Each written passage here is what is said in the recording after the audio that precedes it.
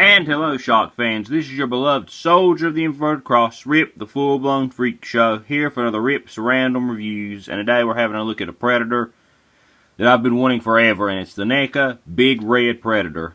I scored this guy on eBay because I actually lost the bid, but a week later the highest bidder didn't pay for it, and I was offered the chance to buy it, and I did. The only thing this predator was missing was the hands to grip the swords. I've got some hands that are close enough that lets him grip the swords, so I wasn't too worried about that. I just really wanted the figure. For scale, I only have one other figure near me at the moment, and it's going to be another I review, and that's the Neca Ultimate Kratos God of War. They're about the same size. But yeah, this guy's a little bit shorter than the more modern Predators. I've really just been wanting to get this guy. Let me adjust my lighting here a little bit. I just love the, this is basically the Jungle Hunter with a few differences. And this is the older body where they've started using the new ones. The belt was, new, and then this little pieces on the helmet were new. But I mean, a lot of it was, the same because it was based off that. The belt looks great. The swords, I am going to take those out. Be careful with these when you do it, just because you could break them. Neca tends to make their stuff more for looks than for durability on some things. And I don't feel like these are going to break, but a lot of people have said, oh, I broke mine off in the sheath.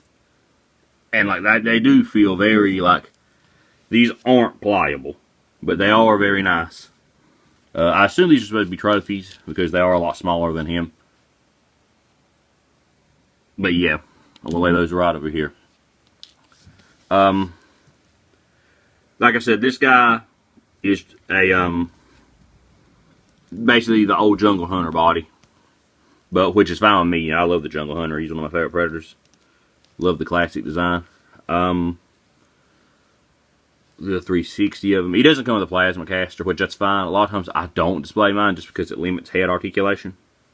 He comes with this the trophy necklace. And the belt's really nice. I really think it looks nice. And I love how the black has like a wash to it through the whole figure. All that looks really nice. Love these markings on the face. Love the gold blades. But this does limit the articulation a little bit on this side, just because, and I'll go and show this really quick. You can see there's more space back here because this was originally the left's arm. And if you rotate this around, he gets a little bit more range on that. But I will go ahead and get into the articulation since we're talking about it. Okay, so the head is, let me actually switch sides here. The head can look up about that much, which is pretty good. He can look down about this much. Swivel, nothing really gets restricted since he doesn't have a caster. And there's a little bit of pivot. There's a waist swivel. Nothing like no torso joint like the new Predators have. The arms, this one can get up about that far. This one can get up about that far. Armor doesn't really get in the way. This one's elbow bends about this much. They can swing forward. Be careful with this hose though. You can break it if you swing it too far one way. Swivel in the elbow. And hands are on a ball joint. On this side, the elbow is a little bit more limited. Not by much, but a little bit. Due to the being swapped lower arms pieces. These blades are on a slider. Mine are a little bit loose.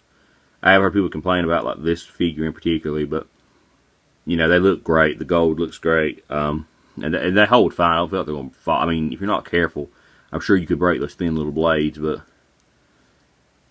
yeah, there's nothing really going to happen if you're careful. Below the waist, legs can go forward about this much. I don't want to force them anymore. They can go back a good bit. There's a thigh swivel. I did have to heat this guy up a bit to get that thigh swivel to work. Double jointed knee works fine. And the feet are on a little ball, so you don't get much just on a ball joint, and they swivel. And they can hinge forward and back a little bit. So you don't get a ton on the feet. And these are nowhere near as posable as the more modern Predators that they've been doing. The new bodies. I love the new bodies a lot, and I hope Big Red gets a more updated figure, because I absolutely love this Predator. Everybody knows I love black, red, and gold, and this guy's got a little bit of all that. So, yeah. This guy runs a bit on eBay. I actually got him for about retail price, give or take about $5.